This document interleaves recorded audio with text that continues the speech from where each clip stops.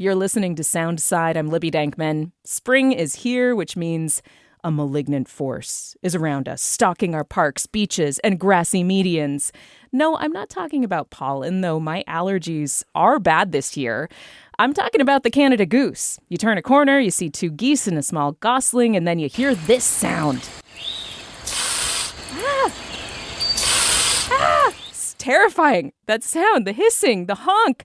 They are aggressive. They have an excessive amount of poop that closes Lake Washington swim spots. And I hate to implicate you, dear listener, but they are here because of us. Western Washington was not home to abundant year-round Canada geese until the mid to late 20th century. Humans purposefully moved them here in an operation dubbed Mother Goose. David B. Williams is a historian who has written about Operation Mother Goose, and he's here with me now. David, good to see you. Thanks for coming in. Libby, outstanding to be here, and that was a hilarious introduction. Did you feel the adrenaline going when you heard the hiss? And geese are like that. People are like, oh my God, what are they doing? And they do. They let you know. They're so tall. And territorial, and they've got big wings, and they can kick your butt. Yes. Okay, so give us the background here. What was Operation Mother Goose? Yeah, let's go back a little bit. So, as you said, we really don't have evidence of geese being in this part of the world. They were certainly moving through, but not in the way that they are now, sort of living here all the time. And in fact, Canada geese, were not doing that well because of overhunting, because of habitat change, because of pesticides and pollutants. So we'd seen this general downtrend in geese all over. And in the 1960s, in particular 1968, when the state decided to build dams on the Columbia River, there was an idea that if we could collect geese from islands that were going to be flooded by the dam water, then we could raise them and then distribute them. And that's what it was. So Operation Mother Goose had a very simple goal: save eggs, collect them, and then raise the eggs and then distribute them. So biologists were worried about the population of Canada geese in the middle of the 20th century, which is hard for us to imagine today because they're so ubiquitous in our area. And this construction was going on the John Day Dam on the Columbia River in eastern Washington. And the idea was, these nesting sites are going to be flooded. We're going to grab the eggs and, as you say, distribute them elsewhere. So what happens next? Yeah, so they collect about 1,200 eggs. They whoosh them away to a game farm, which the state has set up to raise animals. And then the eggs start hatching, and they just start distributing them. Some go down to Idaho, some go over to Arizona, some go to a variety of different places around eastern Washington. And one of the questions we have is, did they come over to Seattle? We know for sure that some were taken down to Tacoma and distributed down there. And I looked extensively through the written records. I talked to some of the people who were involved in this. And only one person would categorically say, yes, some of them were distributed around Lake Washington. But we can't find written evidence. So were they?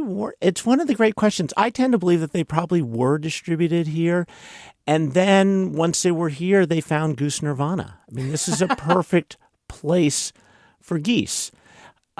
We have the things that they need. Most importantly, we don't have the most important things they don't want. Two double negatives. We don't have predators.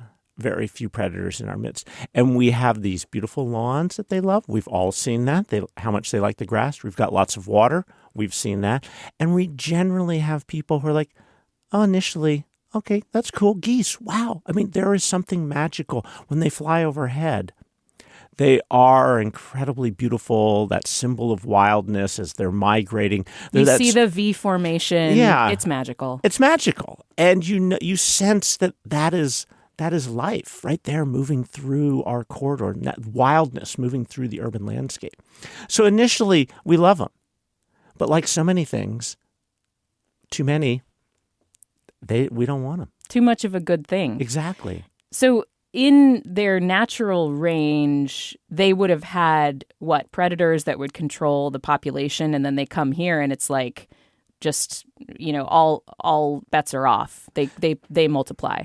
Yeah, we don't have predators here. We do have more now. There's the potential now because we have so many more coyotes in the city, which is a whole nother issue, which is sort of fascinating. But yeah, there's no one's going to shoot them. So there's no hunters, which is a big way we control birds like that. And habitat loss. And so we did just the opposite, providing habitat and eliminating hunters and eliminating predators. And there they go. Was there any debate at the time about the effects of introducing species, in places where they aren't, naturally present? Like, is that, because today that would be very controversial. Was that at all questioned from the archives that you could find, or was there any conversation about that? No, it's a great question, and not anything that I could find. And I think that one of the big mindset changes, as you point out, is that we understand the implications. And I think back then they were acting on this was good for geese and good for us. And interestingly enough, if you read through the documents, what you do come across is that one of the reasons they were being introduced was not so that we would, see these beautiful animals and find them cuddly and be excited. No, they were introduced in part to increase hunting, because that's what the game farms were doing. Were helping produce animals for people to hunt. And the geese, and so there's sort of this irony that we introduce them for hunting, and yet we can't hunt them, and that's part of the problem. Yeah. So the idea being that they would have a predator, humans, but that didn't pan out, at least in Western Washington. You are the most famous historian of this Operation Mother Goose. I mean, is that fair to say? Yeah, I would say I wouldn't say most famous. I might say only. You are the historian. Yeah, let's just cut to the chase. I am the historian on Operation Mother Goose. Yeah. What drew you to this story? Oh, so in the late 1990s, there was a big issue with geese in the Seattle area. I don't know if you were here then, but there were concerns about too many geese. And so there was a report done by UW biologist and a guy named David Manuel. And he basically said, if we don't deal with the problem now, it's just going to keep growing. And so there was this big issue where they basically said, we need to go out and cull the population. I do remember this. Yeah. And the reports alluded to geese being introduced into the area. It didn't name Operation Mother Goose. And I forget exactly where I first came across it. But being the obsessive history dork that I am, I just, what is this? I mean, who wouldn't be interested in such a wonderful title? And then as I started looking and reading in the newspapers and tracking down the reports, it was just such a great story. And I was lucky enough to find a couple of people who had been involved with Operation Mother Goose who told me about, we harvested them and then we put them here. And so that was fabulous. Was it a government affiliation or who was doing it? Yeah, it was Washington Department of Fish and Wildlife. And I think that if I remember correctly, it was also would have been the federal fish and wildlife officials, because these are protected animals on a federal level. So, and when people in Western Washington started to see the geese around, would they have been brand new to them, or were there geese that had, migrated through historically? Would this have been a brand new species to our area, the Seattle area? No, people probably would have seen them migrate through periodically. And I mean, that's another part of the story, is that the geese that we see at present are not all descendants of Operation Mother Goose. We have migratory geese that are coming through here that are landing and probably giving more of an impression of abundance than really is. This is, again, such a fascinating story. It is so fun to know the background of this creature that we have come to, tolerate, to fear in some ways, to have to work around. I mean, the number of times, I've just been swimming in Lake Sammamish or Lake Washington, and you sink your foot into the clay off the beach, and a good amount of that is something's goose down there. Poop. Yeah. What do you make of the efforts over the years to control, to cull, to address goose overpopulation? I mean, has this been something that is a success? Do you think that anybody would want to revisit it again? the whole story of geese reflects our relationship with place and our relationship with quote unquote wild animals. That, for so often the simple solution to a problem, and a problem is usually that animal is in our way in some fashion or another. And the solution is often, let's just kill them. That is the simplest solution. Go in and kill. And in some situations, it makes sense that some harvesting takes place because we have created these artificial situations that in some sense are artificial, but in some sense are very much controlled by us. I think we also, though, at the same time, don't take responsibility for what we did. And so, we have these beautiful yards and beautiful parks that lead down to waterways. And of course the geese are going to take advantage of it. So if they're there, we've done a variety of things, putting rocks in the way. We've done some control with animals and other things. I like to think that reflects a better understanding that we have, but we're often irresponsible and refuse to acknowledge that. And we see that in so many different aspects of the story. I mean, we're seeing that with coyotes. We see that with cats and birds. People are like, oh, bird populations are down. Well, one of the reasons is because we let cats outside. House cats. Yeah. So, I think it reflects that idea of we can't separate ourselves from the urban ecosystem. And the urban ecosystem is one that has a lot of diversity, has a lot of complexity. It may not be, quote unquote, natural, but it has become the way things are. And I think we need to recognize that. It is just a really concrete example of the way that we influence the natural world. And then, as you say, we don't take responsibility for it later. Or we reap what we sow, in many ways.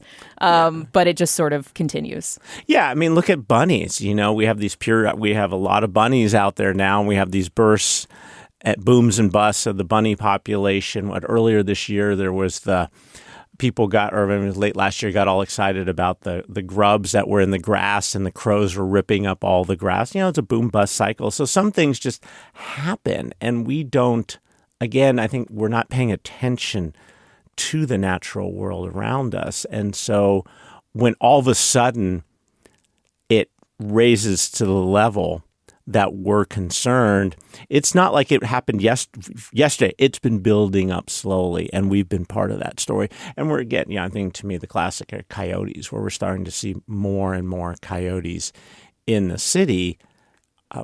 I think it's great. We were walking around our house near North Seattle College the other day, and there was a coyote just sitting there. I'm like, yes. Hey. How's it going? Yeah, cool. Daytime coyotes is something that I never saw growing up in the Pacific Northwest, but I'm seeing more and more. Yeah, I don't think we saw daytime coyotes 5 years ago. Yeah. Libby, I think it's really in the last few years we're starting to see more of these animals like that in our midst. It's got to be the bunnies, right? It's the bunnies. It's probably all sorts of things. It's a little bit tolerance. People like them. When you have a carnivore, it gets a lot more controversial. A goose, all they're doing is pooping. And terrifying children. But children should, it's never hurt to have it terrified by large waterfowl. Winged occasionally. Fowl. Yeah, occasionally. I'm not saying this should happen all the time, but Well, we are entering, the summer months, and people are going to be out and about enjoying our beautiful park system. And I just think this is a wonderful little nugget of history for people to keep in mind. Operation Mother Goose. People can follow you, David B. Williams, author and historian, the historian of Operation Mother Goose, by the way. We've talked before about your writing in the past. Your most recent book is called Wild in Seattle: Stories at the Crossroads of People and Nature. You also have a newsletter called The Street Smart Naturalist. And you got a book coming out this fall, right? What are you working on? Yeah, I have a new book from the Mountaineers called In the Range of Fire and Ice. a human and natural history of Washington's Cascades. So it's what I love to do best. Take a geographic area, tell a bunch of stories. So there's 11 chapters: geology, huckleberries, wolverines, fire, stocking fish in alpine lakes. It is a gorgeous book, and I had nothing to do with that. It's just a beautiful, beautiful book. So it comes out in September, and I'm super excited about it. David B. Williams, thank you very much. Always my pleasure, Libby. Great to see you again. Thanks for listening to Soundside. Don't forget you can listen live on KUOW 94.9 Seattle at noon and 8 p.m. Monday through Thursday, or anytime right here online at KUOW.org, or of course on your favorite podcast app.